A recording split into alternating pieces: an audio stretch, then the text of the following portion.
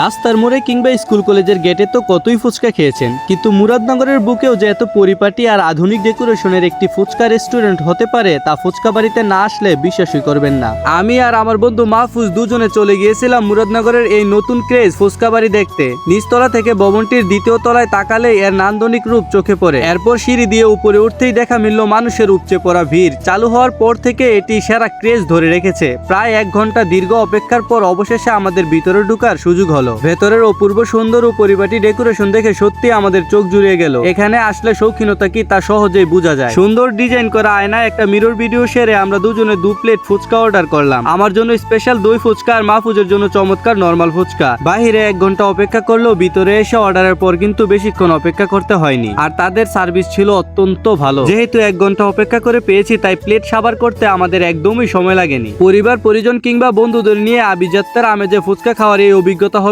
সম্পূর্ণ নতুন ও দারুণ। খাওয়া দাওয়া শেষ করে আমরা 2 বন্ধু বিদায় নিলাম ফুচকা বাড়ি থেকে। আপনারা কিন্তু ঘুরে আসতে পারেন।